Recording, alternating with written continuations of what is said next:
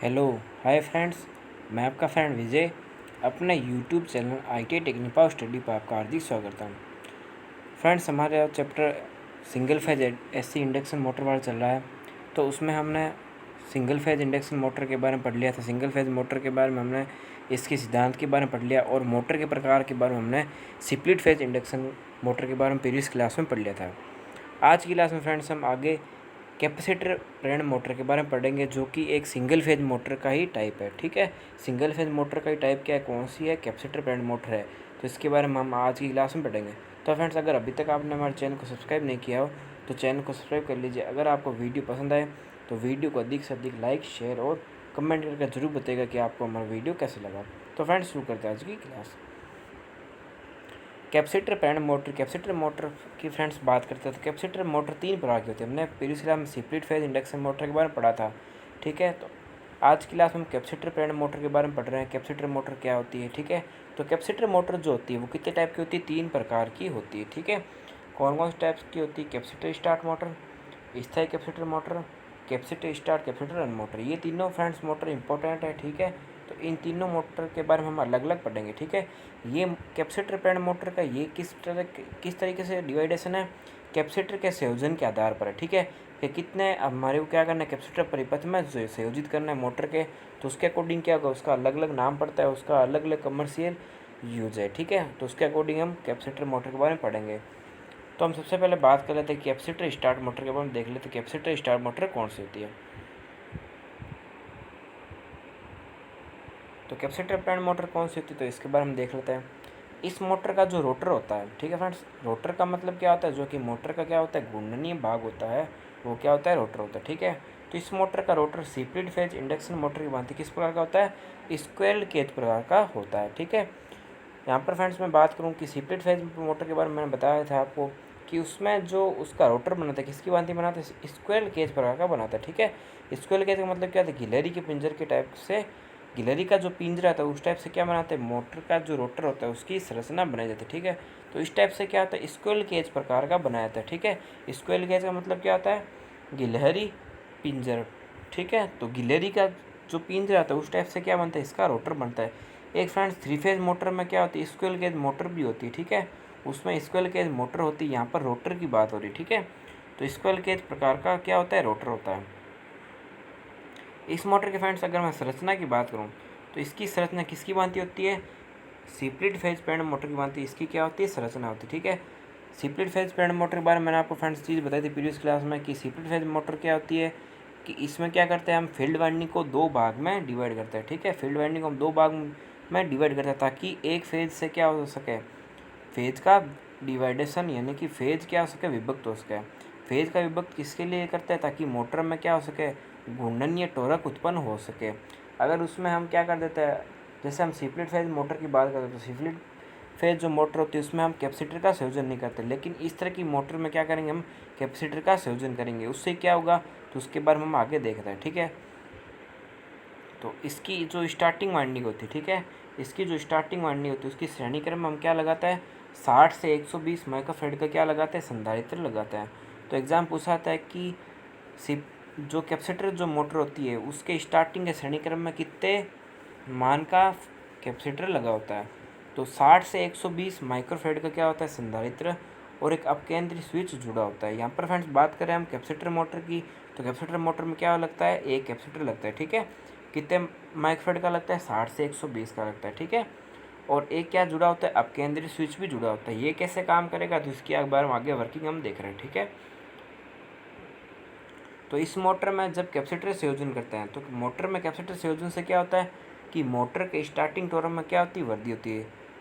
हमने फ्रेंड्स बात की थी कि स्प्लिट फेज जो मोटर होती है उसमें जो हम फील्ड वाइंडिंग की जो संरचना करते हैं उसमें फेज का तो डिवाइडेशन होता है, लेकिन उससे टॉर्क उतना उत्पन्न नहीं हो पाता। ठीक है, मोटर को जितना टॉर्क चाहिए होता है उससे जो मिलता हमारे को टॉर्क है वो कम प्रवृत्ति का होता है। तो उसके टॉर्क को बढ़ाने के लिए हम क्या लगाते हैं, कैपेसिटर का संयोजन करते हैं।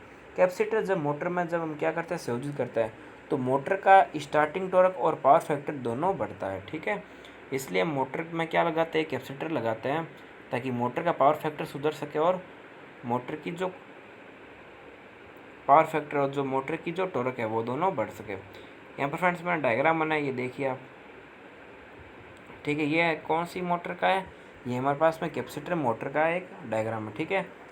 ये हमारे पास में कौन सी वाइंडिंग है, स्टार्टिंग वाइंडिंग है। ये हमारे पास में बीच में एक रोटर है। ये हमारी कौन सी रनिंग वाइंडिंग है। रनिंग वाइंडिंग को हम क्या बनाते हैं, मोटे तार से बनाते हैं, ठीक है। और स्टार्टिंग वाइंडिंग को हम क्या बनाते हैं, पतले तार से बनाते हैं और ज़्यादा लपेटे देते हैं। और रनिंग वाइंडिंग क्या करते हैं, मोटे तार और कम लपेटों से बनाया जाता है, ठीक है। ये हमारे पास में कैपेसिटर लगता है और एक सेंट्रीफ्यूगल स्विच लगता है। सेंट्रीफ्यूगल स्विच क्या करता है, जैसे मोटर क्या करती है, अपनी घूर्णन गति का 75% जब घूर्णन गति प्राप्त करती है तो मोटर में जो जुड़ा हुआ कैपेसिटर है वो क्या होता है, परिपथ से बाहर हो जाता है।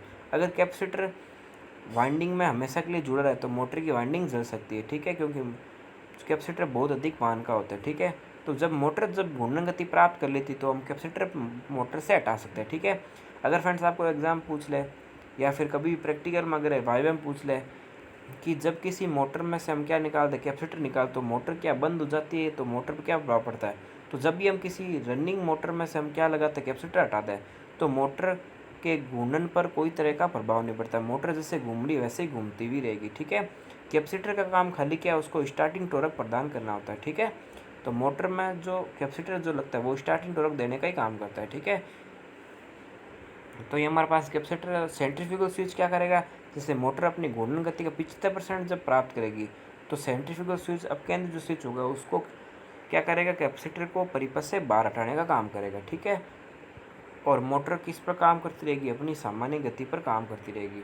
हमारे को जब इस कैपेसिटर की ज़रूरत नहीं है तो सेफेस्ट स्विच जो अब केंद्र स्विच है वो क्या करेगा, इस कैपेसिटर को परिपथ से हटा देगा, ठीक है। तो ये रनिंग वाइंडिंग है, ये हमारे पास में क्या फील्ड वाइंडिंग है। फील्ड वाइंडिंग हमने दो भाग में डिवाइड की, क्योंकि जहाँ से फेस मान लो आएगी तो करंट का क्या होगा, डिवाइडेशन होगा। दो भाग में करंट क्या होगी, डिवाइड होगी। तो करंट के डिवाइडेशन किससे क्या होगा, फेज डिवाइडेशन होगा। फेज जब डिवाइडेशन तो मोटर में क्या होगा, टू फेज वाली क्या होगी, प्रवृत्ति उत्पन्न होती है। और आपको पता ही है कि फ्रेंड्स की जब किसी भी मोटर में घूर्णनीय फ्लक्स उत्पन्न करने के लिए कितने फेज की सप्लाई आवश्यकता होती है, दो फेज की, ठीक है। तो इस तरीके से हम क्या करते हैं, एक फेज को दो भाग डिवाइड करके क्या करते हैं, मोटर को घूर्णन प्रदान करने का प्रयास करते हैं, ठीक है। अब फ्रेंड्स हम इस मोटर की वर्किंग प्रोसेस के बारे में देख लेते हैं कि मोटर की वर्किंग कैसे होती है, ठीक है। तो इस मोटर की कार्यप्रणाली हम देख लेते हैं। तो इस मोटर में रनिंग वाइंडिंग में से क्या होती है, जो प्रवाहित धारा होती है वो वाइंडिंग के उच्च प्रेरकत्व के कारण क्या होती है, 70 डिग्री पिछड़ जाती है। रनिंग वाइंडिंग में जब क्या होती है फ्रेंड्स, धारा हम क्या करते हैं, प्रवाहित करते हैं, ठीक है। तो उच्च प्रेरकत्व जो होता है उसके कारण क्या होती है, धारा 70 डिग्री पिछड़ जाती है। तो यहाँ पर फ्रेंड्स मैं आपको बात बताता हूँ कि जैसे हम स्प्लिट फेज मोटर की बात करते हैं, ठीक है, या फिर कैपेसिटर मोटर की बात करते हैं, तो जैसे बात करते हैं कि मोटर में फील्ड वाइंडिंग किस तरीके से डिवाइड डाली जाती है। तो मोटर के जब स्टेटर में हम क्या करते हैं, वाइंडिंग करते हैं, क्योंकि मोटर के स्टेटर पर हमेशा क्या होती है, फील्ड वाइंडिंग होती है, ठीक है। जब स्टेटर में जब हम वाइंडिंग करते हैं तो हम जो रनिंग वाइंडिंग होती है उसको हम क्या डालते हैं, खांचों मध्य गहराई में दबाते हैं, जिससे उसका मोटर क्या होता है, इंडक्टेंस उच्च हो जाता है, ठीक है, और प्रतिरोध कम होता है, ठीक है। और जो स्टार्टिंग वाइंडिंग होती है उसको क्या लगाते हैं, रनिंग वाइंडिंग के ऊपर लगाते हैं, जिससे मोटर का जो प्रतिरोध होता है वो क्या होता है, कम हो जाता है, और उससे इंडक्टेंस क्या हो जाता है, मोटर का उच्च हो जाता है, ठीक है। तो रनिंग वाइंडिंग में से जो धारा प्रवाहित होती है वो क्या होती है, वाइंडिंग के उच्च प्रेरकत्व के कारण क्या होगी, 70 डिग्री क्या हो जाती है, पिछड़ जाती है। क्योंकि फ्रेंड्स यहाँ पर बात हो रही है कि रनिंग वाइंडिंग क्या डालते हैं, हम खांचों में अधिक गहराई में डालते हैं, तो जिसके कारण क्या होते हैं कि प्रेरकत्व का मान क्या रहता है, उच्च रहता है। क्योंकि क्या होता है कि जैसे रनिंग वाइंडिंग, जैसे मैं बात करता हूँ, जैसे मान लो ये हमारे पास में, जैसे मैं मान लो ये बात करते हैं, मान लो ये स्टेटर हमारे पास में, ठीक है, ये हमारे पास मोटर का स्टेटर है। अब स्टेटर में हमने क्या की, वाइंडिंग की, ये हमारे पास रनिंग वाइंडिंग है, इसी के ऊपर हम क्या डालते हैं, स्टार्टिंग वाइंडिंग डाल। तो रनिंग वाइंडिंग जो होती है खांचों मध्य गहराई पर डालने से क्या होती है, खांचों को ज़्यादा संपर्क में आती है, जिससे मोटर का जो इंडक्टेंस होता है वो क्या होता है, उच्च होता है, ठीक है। तो इस इंडक्टेंस के कारण क्या होती है, मोटर में जो प्रवाहित जो करंट होती है वो क्या होती है, 70 डिग्री लेग हो जाती है। क्योंकि आपको पता है कि फ्रेंड्स की जब किसी भी करंट क्या करती है, इंडक्टेंस का विरोध करती है, ठीक है। जब मोटर का जब प्रेरकत्व उच्च होता है तो उससे क्या होती है, करंट क्या होती है, हमेशा पिछड़ती है, ठीक है। तो प्रेरकत्व का मतलब क्या होता है कि धारा का जो विरोध करने का गुण होता है, ठीक है। चुंबकीय क्षेत्र में धारा का विरोध करने का जो गुण होता है वो क्या होता है, प्रेरकत्व होता है। अगर फ्रेंड्स आप प्रेरकत्व के बारे में और अधिक डिटेल्स जानना चाहते हैं तो आप हमारे एसी सर्किट थ्योरी में मैंने आपको अच्छे से डिटेल से बता रखा है कि प्रेरकत्व क्या होता है और क्या इसका सूत्र होता है। उसमें मैंने आपको हर चीज़ प्रेरकत्व के बारे में अच्छे डिटेल से समझा रखा है। आप मेरे वीडियो के डिस्क्रिप्शन बॉक्स में भी जाकर भी प्रेरित्व के बारे में डिटेल से देख सकते हैं, ठीक है। तो उच्च प्रेरित्व के कारण क्या होती है, धारा क्या 70 डिग्री पीछे जाती है। अब रनिंग वाइंडिंग की तुलना में स्टार्टिंग वाइंडिंग में से जो प्रवाहित होने वाली धारा है वो क्या होती है, कैपेसिटर के कारण क्या होती है फ्रेंड्स, 20 डिग्री आगे बढ़ती है। क्योंकि रनिंग वाइंडिंग की तुलना में हम क्या कर रहे हैं, स्टार्टिंग वाइंडिंग के श्रेणीक्रम में क्या कर रहे हैं, एक कैपेसिटर को संयोजित कर रहे हैं, ठीक है। जैसे मैंने आपको डायग्राम बताया था, देखिए, ठीक है। तो हमारे पास में क्या रनिंग वाइंडिंग है और ये स्टार्टिंग वाइंडिंग है। स्टार्टिंग वाइंडिंग के श्रेणीक्रम में हमने क्या लगाया, कैपेसिटर लगाया, ठीक है। तो कैपेसिटर लगाने से क्या होगा कि मोटर का जो स्टार्टिंग टॉर्क है वो क्या होगा, उच्च होगा। यानी कि जो रनिंग वाइंडिंग की तुलना में स्टार्टिंग वाइंडिंग में जो धारा प्रवाहित होगी, ठीक है, वो कैपेसिटर के कारण क्या होगी, 20 डिग्री आगे बढ़ जाएगी, ठीक है। तो रनिंग वाइंडिंग की तुलना में स्टार्टिंग वाइंडिंग में जो प्रवाहित होने वाली जो धारा होती है वो कैपेसिटर के कारण क्या होती है, 20 डिग्री आगे बढ़ती है। इस प्रकार क्या होता है कि रनिंग और स्टार्टिंग वाइंडिंग के मध्य क्या होता है, 90 डिग्री का क्या होता है, फेज एंगल उत्पन्न हो जाता है, ठीक है। तो फेज एंगल कैसे उत्पन्न हो रहा है कि जैसे मान लो ये करंट जारी, ठीक है। तो करंट क्या होगी, जैसे मान लो एक साइड से 20 डिग्री पिछड़ रही है और 90 डिग्री पिछड़ रही है, तो टोटल जो फेज एंगल आएगा वो कितना आता है, 90 डिग्री आता है। क्यों आता है, क्योंकि एक साइड से वो क्या हो रही है, आगे बढ़ रही है, एक साइड पिछड़ रही है। इसी कारण क्या, इसी के कारण फ्रेंड्स क्या होता है, करंट पिछड़ती है, ठीक है। तो इसी के कारण क्या होता है, फेज अंतर उत्पन्न होता है। तो जब एक राशि बढ़ती है और एक राशि कम होती है तो उसके कारण क्या होता है, फेज में अंतर होता ही है, ठीक है। कोई भी राशि में अंतर होता है, ठीक है। तो फेज बढ़ रहा है तो फेज में अंतर इसी के कारण आता है, ठीक है। कि कभी ये 70 डिग्री पिछड़ जाता है और कभी 20 डिग्री आगे बढ़ जाता है। इसी के कारण क्या होता है कि जो रनिंग और स्टार्टिंग वाइंडिंग में जो प्रवाहित जो धारा हो रही है, ठीक है, उसमें क्या होता है, 90 डिग्री का एंगल का फेज एंगल पैदा हो जाता है, ठीक है। इसी के कारण क्या होता है, मोटर क्या करती है, हमारी घूर्णन करती है चुंबकीय तरल बीच में, ठीक है। अब जब हमने मोटर में क्या लगाया, संधारित्र लगाया, ठीक है। तो संधारित्र संयोजन से क्या होता है, मोटर का जो पीएफ होता है, मैंने आपको बताया था कि मोटर का जो पीएफ यानी कि पावर फैक्टर है और टॉर्क दोनों में बढ़ जाते हैं, ठीक है। अगर एग्जाम पूछ ले कि स्प्लिट फेज मोटर की तुलना में कैपेसिटर मोटर का जो उपयोग है वो क्यों करता है, क्योंकि मोटर में जब संधारित्र संयोजित किया था तो मोटर का जो पावर फैक्टर है और टॉर्क दोनों बढ़ जाता है, ठीक है। जिससे क्या होता है, मोटर के जो पावर फैक्टर होता है वो भी बढ़ता है और टॉर्क दोनों बढ़ता है। इसके कारण क्या होता है, कैपेसिटर हम क्या करते हैं, मोटर में संयोजित करते हैं, ठीक है। और क्या करते हैं, हम एक केंद्र स्विच करते हैं, जो कि क्या होता है कि 75% घूर्णन जब मोटर क्या कर लेती है, प्राप्त कर ले, तो स्टार्टिंग वाइंडिंग क्या कर देगी, परिपथ से हटा देगी। अब उस कंडीशन में क्या होगा कि जब मोटर जब स्टार्टिंग वाइंडिंग से परिपथ को हटा दे तो मोटर किस वाइंडिंग पर काम करेगी, तो मोटर फ्रेंड्स कर किस वाइंडिंग पर काम करेगी, रनिंग वाइंडिंग पर काम करेगी, ठीक है। तो मोटर जब स्टार्टिंग वाइंडिंग से हट जाएगी तो मोटर रनिंग वाइंडिंग पर ही काम करेगी, ठीक है। क्यों, क्योंकि जब मोटर को स्टार्टिंग वाइंडिंग का जब काम खत्म हो गया तो अब केंद्र स्विच क्या करेगा, उसको हटा देगा, ठीक है, कैपेसिटर को परिपथ से हटा देगा। और जब मोटर ने जब पूरी गति प्राप्त करे तो मोटर रनिंग वाइंडिंग पर भी काम कर सकती है, ठीक है। इस तरीके से हम क्या करते हैं, स्टार्टिंग वाइंडिंग को परिपथ से हटा देते हैं ताकि उच्च मान के जो कैपेसिटर है यानी कि 60 से 120 जो माइक्रोफैराड का जो कैपेसिटर होता है वो वाइंडिंग को जलाने का भी गुण रखता है। क्यों रखता है, क्योंकि जब मोटर में हाई करंट प्रवाहित तो मोटर जलने का भी खतरा रहता है। इसलिए क्या कर देते हैं, हम कैपेसिटर को परिपथ से बाहर कर देते हैं, ठीक है। तो इस तरीके से मोटर जो रनिंग वाइंडिंग उस पर काम करती रहेगी। अब अगर हमारे को इस मोटर की दिशा में परिवर्तन करना है तो कैसे करेंगे, तो इसमें दिशा परिवर्तन है तो क्या करते हैं, स्टार्टिंग या रनिंग वाइंडिंग क्या करते हैं, कनेक्शन परिवर्तन किया था, ठीक है। या तो स्टार्टिंग वाइंडिंग के कनेक्शन हम चेंज कर सकते हैं या फिर रनिंग वाइंडिंग के कनेक्शन चेंज कर सकते हैं, जिससे क्या दिशा में परिवर्तन होता है। इस मोटर का उपयोग किसमें करता है, तो ये एग्जाम पूछा था कि कैपेसिटर जो स्टार्ट मोटर होती है उसका उपयोग इसमें किया था। तो इस मोटर का प्रयोग किसमें करते हैं, हम ब्लोअर जो होता है, ठीक है, ब्लोअर जो होता है फैन टाइप जो ब्लोअर होता है, ठीक है। और पंप है, वॉशिंग मशीन है, वाटर कूलर है और बेल्ट चालित जो पंखे होते हैं, इन सभी में क्या करते हैं, कैपेसिटर स्टार्ट मोटर का प्रयोग किया जाता है, ठीक है। नेक्स्ट हम फ्रेंड्स मोटर की बात करें, स्थायी कैपेसिटर मोटर। अगर फ्रेंड्स आपको वीडियो पसंद आ रहा है तो वीडियो को एक लाइक ज़रूर कीजिए और वीडियो को एंड होने तक ज़रूर देखेगा। अगर आपको वीडियो पसंद आए तो एक कमेंट करके ज़रूर बताएगा कि आपको कोई भी दिक्कत होगा तो भी मुझे कमेंट करके बता सकते हैं, ठीक है। अब हम बात करें स्थायी कैपेसिटर मोटर के बारे में। स्थायी कैपेसिटर मोटर यानी कि परमानेंट कैपेसिटर मोटर। इस मोटर में क्या होता है कि कैपेसिटर स्थायी रूप से क्या होता है, मोटर में हमेशा क्या जुड़ा रहेगा, परिपथ में जुड़ा रहेगा। क्योंकि हमारे को लिखा हुआ ही है हेडिंग में कि क्या नाम है इसका, स्थायी कैपेसिटर मोटर, यानी कि कैपेसिटर हमेशा स्थायी रूप से मोटर में जुड़ा रहेगा। ठीक है।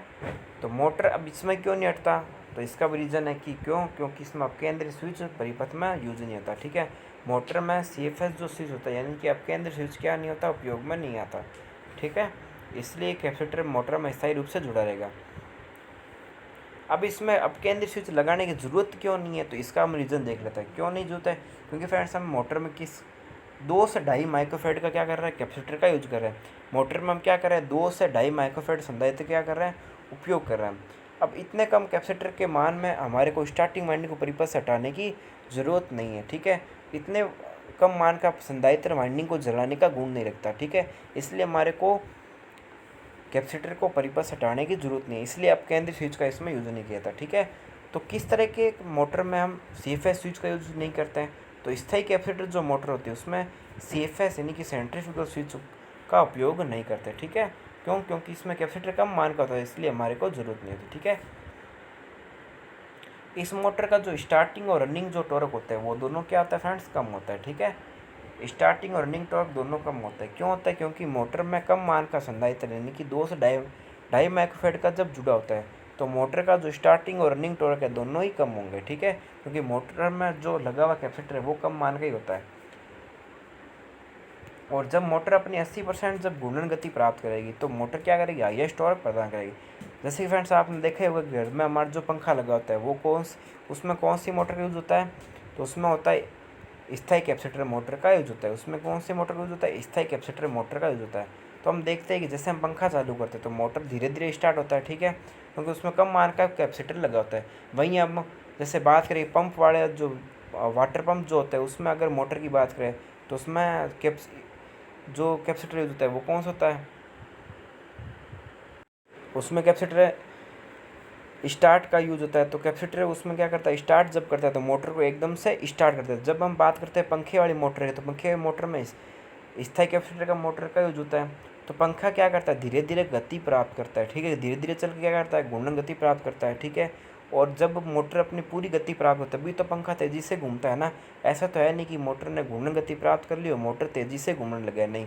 जैसे कि हम देखते हैं कि वाटर पंप में होता है, जैसे मोटर को स्टार्ट करती है मोटर क्या कर लेती है, अपनी घूर्णन गति उच्चतम प्राप्त कर, क्योंकि उसमें जो लगा हुआ कैपेसिटर मान है वही मोटर क्या करता है, हाईएस्ट टॉर्क प्रदान करने का काम करता है। ठीक है, यहाँ पर जो हम बात करें पंखे वाला जो मोटर है यानी कि स्थायी कैपेसिटर मोटर है उसमें इतने कम मान का कैपेसिटर लगा हुआ है कि मोटर को स्टार्टिंग में इतना हाईएस्ट टॉर्क नहीं मिल पाता। ठीक है, ये बस टॉर्क इतना ही होता है कि मोटर को बस स्टार्ट करने का काम करता है। ठीक है, और जब मोटर अपनी पूरी घूर्णन गति प्राप्त कर लेगी तो उस टाइम ये क्या करेगा, मोटर काम करती रहेगी। ठीक है, तो मोटर जब 80% घूर्णन गति प्राप्त कर लेगी तो उस टाइम मोटर क्या करेगी, अपना हाईएस्ट टॉर्क प्रदान करेगी। ठीक है फ्रेंड्स, तो उम्मीद है आपको अच्छे समझ में होगा। इस मोटर का जो स्टार्टिंग टॉर्क होता है वो रनिंग टॉर्क की तुलना में क्या होता है, बहुत कम होता है। क्योंकि मोटर स्टार्टिंग में क्या करती है, धीरे धीरे गति पकड़ती है। जैसे हम देखते ही हैं, जैसे हम पंखे को स्टार्ट करते हैं तो पंखा क्या करता है, धीरे धीरे गति प्राप्त करता है। ठीक है, तो रनिंग की तुलना में वो स्टार्टिंग में क्या होता है, उसका टॉर्क क्या होता है, बहुत कम होता है। ठीक है फ्रेंड्स, तो रनिंग की टॉर्क की तुलना में स्टार्ट टॉर्क इसका क्या होता है, बहुत कम होता है। इस मोटर का यूज फ्रेंड्स किस में करता है, तो इस मोटर का यूज किस में करता है, विद्युत पंखों में। ठीक है, और आर्क वेल्डिंग कंट्रोल में, और इंडक्शन जो रेगुलेटर होता है। ठीक है, इंडक्शन रेगुलेटर क्या होता है, जैसे कि हम बात करते हैं कि जैसे मोटर वगैरह जो स्टार्टिंग करते हैं, ठीक है, उसमें जो रेगुलेशन होता है मोटरों का तो उसके लिए हम भी यूज़ करते हैं। ठीक है, तो इंडक्शन रेगुलेटर के रूप में भी यूज़ किया जाता है। ठीक है, आर्क वेल्डिंग कंट्रोल और आर्क वेल्डिंग कंट्रोल में भी इस मोटर का यूज़ किया जाता है। इसके हम डायग्राम के बारे में देख लेते हैं, डायग्राम अच्छे से समझ में आएगा आपको। ठीक है, तो ये हमारे पास है मोटर का रोटर है और ये हमारे पास में इसकी रनिंग वाइंडिंग है। ठीक है, ये रनिंग वाइंडिंग जिसमें मोटे तार का यूज होता है और लपेटे कम होता है। ये हमारे पास स्टार्टिंग वाइंडिंग है। तो फील्ड वाइंडिंग को हमने क्या बनाया, 2 भाग में डिवाइड किया, और कैपेसिटर हमारे एक श्रेणीक्रम लगा किसके, स्टार्टिंग वाइंडिंग के श्रेणीक्रम में लगता है। ठीक है, अगर रनिंग में लगा दे तो क्या होगा, अगर फ्रेंड्स हमारे पूछ ले कि अगर किसी मोटर में कैपेसिटर को रनिंग वाइंडिंग में संयोजित कर दिया जाए तो क्या होगा, तो फ्रेंड्स अगर मोटर में अगर कैपेसिटर को अगर हम रनिंग वाइंडिंग में संयोजित करते हैं तो मोटर का स्टार्टिंग टॉर्क तो बढ़ जाएगा, लेकिन मोटर जलने का खतरा बहुत अधिक बढ़ जाएगा। क्यों, क्योंकि जब मोटर में रनिंग वाइंडिंग में जब कैपेसिटर जोड़ा जाता है तो मोटर जलने की संभावना बहुत ज़्यादा रहती है, क्योंकि मोटर को उस टाइम क्या मिलेगा, हाईएस्ट टॉर्क मिलेगा। तो रनिंग वाइंडिंग का प्रतिरोध क्या होता है, वैसे भी बहुत कम होता है। तो मोटर को मैं स्टार्टिंग जो प्रतिरोध जो होता है प्रतिरोध जो होता है वो बहुत कम होता है। तो प्रतिरोध कम होने से क्या, जब हम कैपेसिटर के द्वारा क्या था हाइएस्ट करंट देते तो मोटर वाइंडिंग जलने की संभावना बढ़ जाती है, ठीक है। तो इसलिए मोटर के रनिंग वाइंडिंग कैपेसिटर को संयोजित कभी नहीं करते, ठीक है। स्टार्टिंग वाइंडिंग में तभी कैपेसिटर को संयोजित किया ताकि मोटर का टॉर्क सुधर सके और मोटर की वाइंडिंग भी बची रह सके, ठीक है। अगर रनिंग वाइंडिंग में संयोजित कर भी दे तो रनिंग वाइंडिंग में मोटर का टॉर्क तो बढ़ जाएगा लेकिन मोटर की वाइंडिंग भी जल सकती है, ठीक है। इसलिए मोटर में क्या करता है, स्टार्टिंग वाइंडिंग कैपेसिटर का यूज करता है, ठीक है। तो हमारे एग्जाम पूछा जा सकता है कि मोटर को रनिंग वाइंडिंग में कैपेसिटर का संयोजन क्यों नहीं कर सकते। तो मैंने आपको रीज़न बता दिया है कि इसी रीज़न की वजह से हम क्या नहीं करते, कैपेसिटर को रनिंग वाइंडिंग में यूज नहीं करते, ठीक है। तो ये हमारे पास कैपेसिटर है जो कि 2.5 माइक्रोफैराड का है और इसमें किसी तरह का केंद्रीय स्विच का यूज़ नहीं होता। क्यों नहीं होता, क्योंकि कैपेसिटर बहुत कम मान का होता है, ठीक है। और ये हमारे पास बीच में क्या है, रोटर है जो कि फील्ड वाइंडिंग के बीच में लगता है, ठीक है। ये हमारे पास रोटर है जो कि दोनों वाइंडिंग प्रभाव के कारण क्या करेगा, घूर्णन करेगा, ठीक है। तो उम्मीद है आपको अच्छे समझ में आएगा। इस मोटर का जो मूल्य होता है वो कैपेसिटर स्टार्ट मोटर की तुलना में कम होता है, ठीक है फ्रेंड्स। इस मोटर की जो प्राइस होती है वो कैपेसिटर स्टार्ट मोटर की तुलना में कम होती है। क्यों होती है, क्योंकि मोटर में पहली बात तो कम मान के कैपेसिटर यूज होता है और पहली बार इस मोटर का जो स्टार्टिंग टॉर्क है वो भी बहुत कम होता है, ठीक है। इसलिए इस मोटर का जो मूल्य है वो कम होता है। अगर इसमें घूर्णन गति कम होती है, अगर फ्रेंड्स हमारे को किसी भी सिंगल फेज मोटर की बात करें, लगभग जो मैं बात करूँ जैसे स्प्लिट फेज मोटर है या किसी भी तरह की कैपेसिटर जो मोटर है, अगर उसमें हमारे को उसके दिशा परिवर्तन करनी है, अगर मोटर की दिशा परिवर्तन करनी है तो दिशा परिवर्तन कैसे होती है, या तो स्टार्टिंग वाइंडिंग के कनेक्शन आपस में बदल के या फिर रनिंग वाइंडिंग के कनेक्शन आपस में बदल क्या करते हैं हम, घूर्णन दिशा परिवर्तित कर सकती है, ठीक है। तो घूर्णन दिशा परिवर्तन करने के लिए क्या करना चाहिए कि स्टार्टिंग या रनिंग वाइंडिंग दोनों में से किसी का भी संयोजन परिवर्तन कर देने से क्या होता है, मोटर की घूर्णन दिशा विपरीत हो जाती है, ठीक है। IIT के प्रैक्टिकल में भी मोटर को विपरीत दिशा में घुमाने का प्रैक्टिकल पूछा जाता है, ठीक है। तो उस उद्देश्य से आपको पता होना चाहिए कि मोटर के जब स्टार्टिंग रनिंग वाइंडिंग का जब संयोजन परिवर्तन करते हैं तभी मोटर क्या होती है, अपनी घूर्णन दिशा परिवर्तित करती है, ठीक है। तो इसके रिलेटेड कई बार प्रैक्टिकल में भी पूछा जाता है, ठीक है। तो उम्मीद है आपको अच्छे समझ में आएगा। अब नेक्स्ट फ्रेंड्स हम बात कर रहे हैं तीसरी मोटर के बारे में जो कि है संधारित्र स्टार्ट और संधारित्र रन मोटर की, ठीक है। संधारित्र स्टार्ट और संधारित्र रन मोटर, तो इसके सबसे पहले हम नाम के बारे में देख रहे थे ढंग से। अगर हमारे को नाम के बारे में अच्छे से एक्सप्लेन है तो मोटर के बारे में हमारे को जानने में आसानी रहेगी, ठीक है। तो मोटर जो स्टार्ट होगी तो वो क्या होगी, संधारित्र से स्टार्ट होगी। तो इसमें क्या है कि जैसे हमारे नाम से पता चल रहा है कि संधारित्र स्टार्ट और संधारित्र रन मोटर है, तो इसमें जो कैपेसिटर का यूज करते हैं कि इसमें कितने कैपेसिटर का यूज किया जाता है, 2 कैपेसिटर का यूज किया जाता है, ठीक है। तो एक जो कैपेसिटर होता है वो क्या होता है, मोटर की स्टार्टिंग में काम करता है और दूसरा जो कैपेसिटर होता है वो मोटर की रनिंग सिचुएशन के टाइम काम करता है, ठीक है। तो ये काम कैसे करता है, इनका संयोजन कैसे होता है, तो इनके बारे में हम डिटेल्स आगे देख लेते हैं, ठीक है।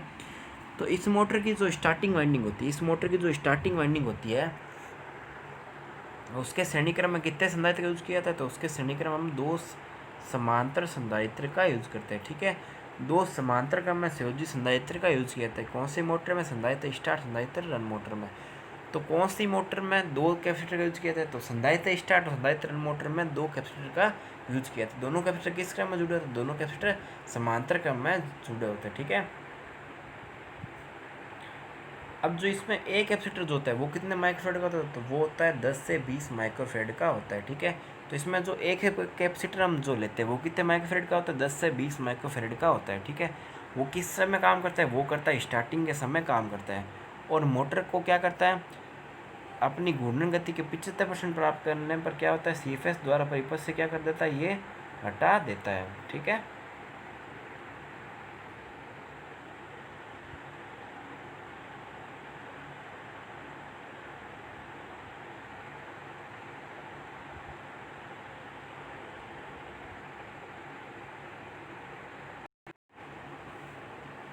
तो 75% जब घूर्णन गति प्राप्त कर लेगी तो CFS द्वारा परिपथ से क्या कर दिया जाएगा, हटा दिया जाएगा, जिससे वाइंडिंग क्या रहेगी, हमारी सुरक्षित रहेगी। तो एक कैपेसिटर हम कितने माइक्रोफेड का लेते हैं, 10 से 20 माइक्रोफेड का लिया था ये कैपेसिटर। कैपेसिटर का 2 का यूज़ करेंगे, ठीक है। तो कौन कौन से करेगा, तो पहला जो कैपेसिटर होगा वो कितने माइक्रोफेड का होगा, तो वो होगा 10 से 20 माइक्रोफेड का होगा। ये किस में काम करेगा, जब मोटर अपनी क्या करी, स्टार्टिंग गति प्राप्त करी उस समय ये काम करेगा। और जब मोटर घूर्णन गति जब की 75% जब प्राप्त कर लेगी तो CFS द्वारा इस कैपेसिटर को परिपथ से हटा दिया जाएगा, ठीक है, जिससे वाइंडिंग क्या रहेगी, सुरक्षित रहेगी हमारी, ठीक है। दूसरा जो संधारित्र होता है, दूसरा जो कैपेसिटर होता है वो कितने माइक्रोफेड का होता है, तो वो होता है 2 से 2.5 माइक्रोफेड का, जो कि हमारी जो स्थायी कैपेसिटर मोटर है, यानी कि जो पंखे वाली जो मोटर है जो यूज़ होती है, ठीक है, उस टाइप का कैपेसिटर हमारे दूसरा संधारित्र का बनेगा, ठीक है। दूसरा संधारित्र कितने मान का होगा, तो वो होगा 2 से 2.5 माइक्रोफेड का होगा। तो वो मोटर के प्रचालन के समय क्या रहेगा, मोटर में स्थायी रूप से क्या रहेगा, जुड़ा रहेगा। तो इस कैपेसिटर को हमारे को हटाने की जरूरत क्यों नहीं पड़ी, तो ये क्या है, कम मान का कैपेसिटर, ठीक है। अधिक मान के कैपेसिटर को हमारे को मोटर से हटाना पड़ता है, क्योंकि वो क्या करता है, मोटर की वाइंडिंग को भी जलाने का गुण रखता है, ठीक है। इसलिए अधिक मान के कैपेसिटर को परिपथ से हटाना पड़ता है, ठीक है। इसलिए हम क्या करते हैं, परिपथ में अब केंद्रीय स्विच जो होता है, सीएफएस जो स्विच होता है, वो C1 के ही श्रेणीक्रम में जुड़ता है, ना कि C2 के। जैसे मैं आपको एक इसको डायग्राम के रूप में समझाता हूँ ताकि आपको अच्छे से एक्सप्लेन हो। देखिए ये हमारे पास में स्टार्टिंग वाइंडिंग है, ये तो पहले की तरह ये सेम टू सेम, ठीक है। ये स्टार्टिंग वाइंडिंग हमारी, ये रनिंग वाइंडिंग है। अब इसमें क्या लगा हुआ है, 2 कैपेसिटर लगे हुए हैं जो कि समांतर क्रम लगे हुए। ये हमारे पास C1 कैपेसिटर है और ये हमारे पास में C2 कैपेसिटर है। अब एक जो CFS जो स्विच है वो C1 के श्रेणीक्रम में जुड़ा हुआ है, यानी कि एक सेंट्रीफ्यूगल स्विच क्या जुड़ा हुआ है, C1 जो कैपेसिटर है उसके श्रेणीक्रम में जुड़ा हुआ है, ठीक है। अब जो C1 जो कैपेसिटर है वो 10 से 20 माइक्रोफेड का, यानी कि ज़्यादा धारिता का है, इसलिए जो CFS स्विच जो होता है वो अधिक धारिता के श्रेणीक्रम में जुड़ा होता है, ठीक है।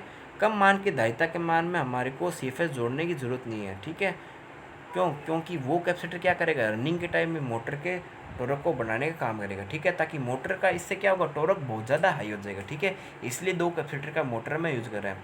तो 2 कैपेसिटर यूज़ करने का इसमें रीज़न यही है कि मोटर स्टार्टिंग में क्या हो सके, हाई टॉर्क से स्टार्ट हो सके, और जब दूसरा कैपेसिटर किस टाइम में काम करेगा, जब मोटर 75% घूर्णन गति प्राप्त कर लेगी, जिससे क्या होगा, मोटर का जो रनिंग टॉर्क है वो भी क्या रहेगा, अच्छा रहेगा, ठीक है। तो इसलिए हम 2 कैपेसिटर का यूज़ करते हैं।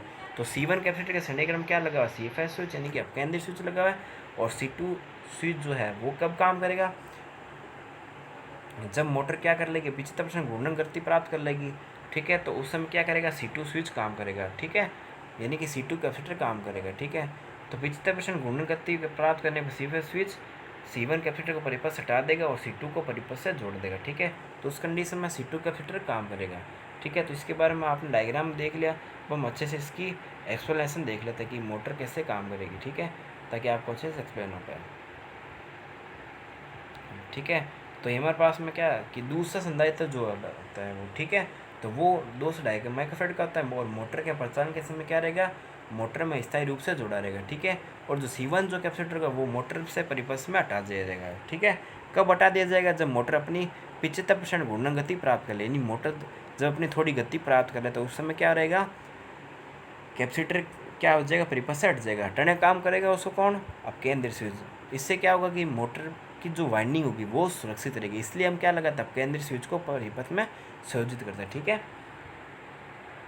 अब जब मोटर में जो 2 संधारित्र जुड़े हो तो इससे जोड़ने के कारण क्या होगा हमारे को, क्योंकि हमने 2 कैपेसिटर यूज किए तो इससे हमारे को कुछ ना कुछ बेनिफिट तो मिलना चाहिए। तो क्या बेनिफिट मिलेगा वो हम देख लेते हैं कि यह मोटर क्या होती है, 2 संधारित्र द्वारा प्रचालित होने के कारण इस मोटर का जो प्रारंभिक टॉर्क है वो क्या होगा, उच्च होगा हमेशा, ठीक है। मोटर में जब कैपेसिटर जुड़ा होता है तो मोटर का प्रारंभिक टॉर्क क्या होगा, इसमें उच्च होगा, और पावर फैक्टर भी मोटर का उच्च होगा। जब फ्रेंड्स मोटर में जब पावर फैक्टर जब उच्च होता है तो मोटर में जो होने वाले लॉसेस है वो भी क्या हो जाता है, कम हो जाता है, ठीक है। क्योंकि जब मोटर का जो पावर फैक्टर जब कम हो जाता है तो मोटर में जो होने वाले लॉस है वो हमेशा क्या हो जाता है, बढ़ जाता है, ठीक है। क्यों, क्योंकि जब मोटर में जब पावर फैक्टर कम होता है तो मोटर की जो I2R जो करंट होती है वो क्या होती है, मोटर ज़्यादा लेने लग जाती है। मोटर जब करंट अधिक लेने लगती है तभी मोटर में क्या होता है, पावर फैक्टर का मान कम होता है, ठीक है। तब जब मोटर में पावर फैक्टर जब हाई होगा तो मोटर कम करंट लेगी, जिससे मोटर में की जो प्रचालन जो दक्षता होगी वो क्या होगी, बढ़ेगी, इंक्रीज होगी, ठीक है। तो कैपेसिटर के संयोजन से क्या होगा, प्रारंभिक टॉर्क क्या होगा, उच्च होगा, और पावर फैक्टर भी क्या होगा, हाई रहेगा, ठीक है। मोटर के स्टार्टिंग के समय क्या होंगे फ्रेंड्स, दोनों संधारित्र क्या होंगे, परिपथ में जुड़े रहेंगे, ठीक है, जिससे मोटर का रनिंग टॉर्क भी क्या होगा, हाई होगा, ठीक है। तो जब मोटर क्या करेगी,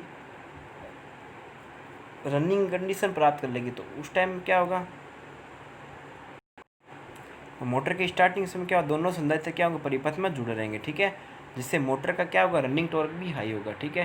जैसे कि मैंने आपको बात की कि जैसे मान लो ये हमारे पास C2 कैपेसिटर है, ठीक है, ये कब काम करेगा, ये जैसे परिपथ में तो जुड़ा रहेगा, ठीक है, लेकिन ये मेनली कब काम करेगा, जब क्या होगा कि CFS जब स्विच C1 कैपेसिटर को जब परिपथ से बाहर कर देगा, ठीक है, तो उस कंडीशन में हमारा C2 कैपेसिटर काम करने लगेगा।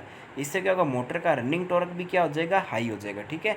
तो C2 कैपेसिटर के दौरान क्या होगा, मोटर का रनिंग टॉर्क भी हाई हो जाएगा, ठीक है। तो इसलिए हम C2 कैपेसिटर को परिपथ में संयोजित ही रखते हैं। अगर इसको परिपथ हटा दे तो मोटर का जो टॉर्क है, रनिंग टॉर्क, वो क्या हो जाएगा, कम हो जाएगा, ठीक है। जैसे कि हम बात करते हैं, जैसे स्थायी कैपेसिटर जो, जैसे मैं बात करता हूँ, जैसे कैपेसिटर स्टार्ट जो मोटर होती है, कैपेसिटर मोटर का स्टार्ट, मोटर का स्टार्टिंग टॉर्क बहुत हाई होता है, क्योंकि मोटर 60 से 120 माइक्रोफैराड की कैपेसिटर से स्टार्ट होती है, लेकिन रनिंग टॉर्क इतना अच्छा नहीं होता, ठीक है। स्टार्टिंग टॉर्क तो उसका बहुत हाई होता है, जिससे मोटर हाई में ही चलती, ठीक है। जब इसमें दो कैपेसिटर का जब संयोजित करेंगे तो दो कैपेसिटर क्या होगी, मोटर स्टार्टिंग में तो बहुत ज़्यादा हाई टॉर्क से स्टार्ट होगी, तो मोटर जब से मैं जैसे मोटर हाई लोड में लगी होगी, ठीक है, अगर मोटर से भारी लोड जोड़ रखा होगा तो मोटर स्टार्टिंग में जब अधिक लोड से जुड़ी होगी तब स्टार्टिंग मोटर अच्छी तरीके से कर लेगी, ठीक है, तो जिससे मोटर का टॉर्क बढ़ जाएगा, ठीक है। तो मोटर के टॉर्क से बढ़ने का क्या मतलब होगा कि मोटर से जो जुड़ा हुआ लोड है, ठीक है, उसको मोटर जल्दी क्या कर लेगी, प्राप्त कर लेगी, ठीक है। तो उसको क्या कर लेगी, लोड को ग्रहण कर लेगी। तो मोटर में जब टॉर्क हाई होगा तब भी मोटर क्या कर पाएगी, लोड को ग्रहण पर कर पाएगी, ठीक है। अगर मोटर के किसी का भी अगर फ्रेंड्स टॉर्क कम होता है तो उससे जुड़ा हुआ जो उपकरण है उसमें जो टॉर्क होता है वो कम हो जाता है, ठीक है। तो मोटर के टॉर्क हाई और कम होने से यही प्रभाव पड़ता है फ्रेंड्स, ठीक है। अगर अगर मैं बात करता हूँ कि मोटर में जुड़ा हुआ जो, अगर मैं बात करता हूँ कि जो मोटर से जुड़ा हुआ जो लोड है, ठीक है, वो किस कंडीशन में हाई टॉर्क में आएगा, जब मोटर जब अच्छी कंडीशन की होगी, ठीक है। अगर हमने लोड जोड़ रखा है, मान लो मैं बात करूँ, जैसे मान लो हमने एक लोड जोड़ रखा है, ठीक है। अब लोड मोटर अगर खुद ग्रहण कर नहीं पा रही तो मोटर कैसे लोड को प्रदान करेगी, ठीक है। जैसे मैं बात करता हूँ, जैसे कोई एक मोटर है, ठीक है, मोटर से हमने एक बेल्ट बांध रखा है और बेल्ट से एक दूसरी कोई जनरेटर कपलिंग हो रखा है, ठीक है। तो अगर मोटर का टॉर्क अगर कम होगा तो वो जनरेटर इतनी अच्छी घूर्णन गति प्राप्त नहीं कर पाएगा। अगर वहीं मोटर का अगर स्टार्टिंग टॉर्क अगर हाई होगा तो मोटर जल्दी से क्या कर ले पाएगी, क्या करेगा, लोड जल्दी से क्या करेगा, एडजस्टमेंट जल्दी हो पाएगा, ठीक है। इसलिए मोटर का स्टार्टिंग टॉर्क हाई होना ज़रूरी है। अगर हम उसकी जगह कोई भारी लोड लगा दें, जैसे, ठीक है, भारी लोड अगर, जैसे मैं करता हूँ, ठीक है, तो जब भारी लोड जब लगा देंगे, ठीक है, तो जैसे हम बात करते हैं, जैसे मैं वॉशिंग मशीन की जब बात करता हूँ, ठीक है, तो वॉशिंग मशीन में किस तरह के मोटर का यूज़ होता है, तो capacitor start capacitor run motor का यूज़ होता है, ठीक है। तो हम देखते हैं कि वॉशिंग मशीन में क्या होता है, एक पल्सेटर वगैरह भी होता है, तो उस और एक वॉशिंग टब भी होता है, तो उनसे जो जुड़े हुए टब वगैरह है तो वो क्या करता है,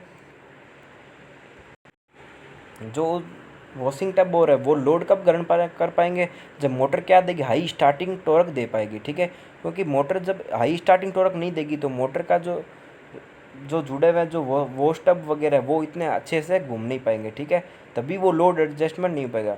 यहाँ पर मैं फ्रेंड्स आपको अच्छे से डिटेल से समझा देता हूँ, ठीक है। अगर आपको फिर भी कोई दिक्कत तो आप मुझे कमेंट करके जरूर बता सकते हैं, ठीक है। तो मोटर के फ्रेंड्स टॉर्क से यही प्रभाव पड़ता है, ठीक है।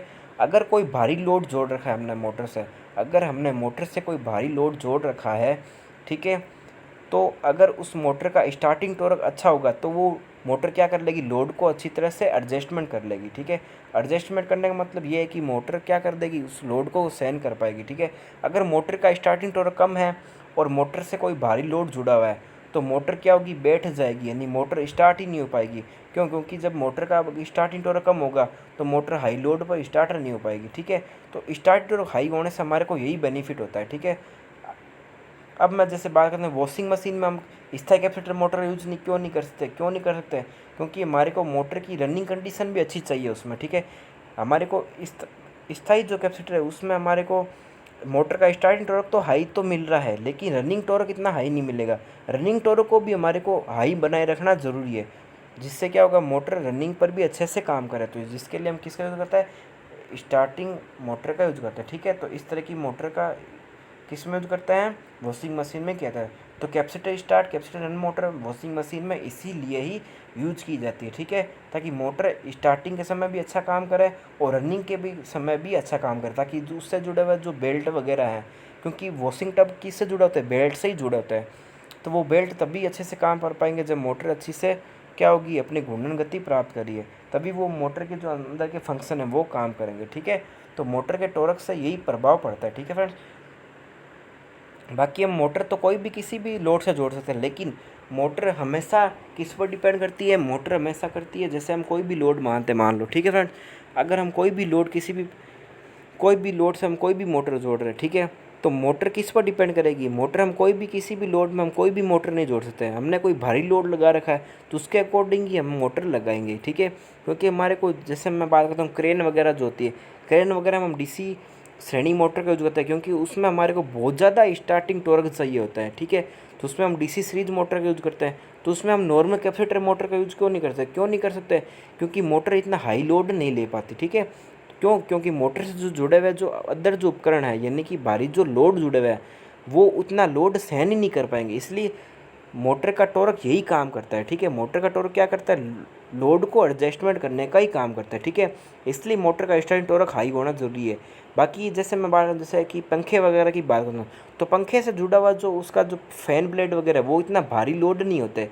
इसलिए हमारे को ज़्यादा हाई पावर की मोटर नहीं चाहिए होती है। इसलिए हम 2 से 2.5 माइक्रोफैराड में मोटर से काम चला सकते हैं, ठीक है। यही हमारे को अगर मैं बात करता हूँ कि वॉशिंग मशीन में, तो वॉशिंग मशीन में हमारे को अच्छा स्टार्टिंग टॉर्क चाहिए होता है। इसलिए हमारे को कैपेसिटर एंड मोटर की आवश्यकता होती है, ठीक है फ्रेंड्स। तो उम्मीद है आपको अच्छे से एक्सप्लेन आया होगा, ठीक है। अगर फिर भी आपको दिक्कत लगे तो आप मुझे कमेंट करके जरूर बता सकते हैं। तो इस मोटर का जो प्रारंभिक टॉर्क होता है यानी कि स्टार्ट टॉर्क होता है वो रनिंग टॉर्क से कितना गुना होता है, तो 3 गुना हाई होता है, ठीक है। तो स्टार्ट टॉर्क जो होता है वो रनिंग टॉर्क से 3 गुना अधिक होता है। इसकी दक्षता कितने परसेंट होती है, तो इसकी दक्षता फ्रेंड्स एग्जाम पूछी जाती है। तो इसकी दक्षता मोटर की होती है 75%, इसकी क्या होती है, दक्षता होती है, ठीक है। इस मोटर का यूज किस में करते हैं, तो इस मोटर का यूज किस में करते हैं फ्रेंड्स, रेफ्रिजरेटर में, एयर कंडीशनर में और कंप्रेसर में करता है, ठीक है फ्रेंड्स। कंप्रेसर वगैरह वगैरह होता है ये सारे क्या भारी लोड ही होते हैं, ठीक है। इसलिए हमारे क्या चाहिए होता है, भारी लोड के लिए इन मोटर का यूज होता है। रेफ्रिजरेटर जो होता है, ठीक है, रेफ्रिजरेटर यानी कि बड़ा जो रेफ्रिजरेटर होता है उसमें इस टाइप की मोटर का यूज़ होता है, ठीक है। रेफ्रिजरेटर, उसके अलावा वॉशिंग मशीन भी होती है, ठीक है। वॉशिंग मशीन में भी हम इस तरीके का मोटर का यूज करते हैं, ठीक है फ्रेंड्स। तो आज की वीडियो को फ्रेंड्स हम यही समाप्त करते हैं। अगर आपको वीडियो पसंद आया तो वीडियो को अधिक से अधिक लाइक शेयर और कमेंट करके ज़रूर बताइए आप मुझे कि वीडियो कैसा लगा। तो फ्रेंड्स मिलते हैं नेक्स्ट वीडियो में। अगर आप चैनल पर नए चैनल को सब्सक्राइब ज़रूर कीजिए। तो फ्रेंड्स मिलते हैं नेक्स्ट वीडियो में, तब तक के लिए जय हिंद जय भारत।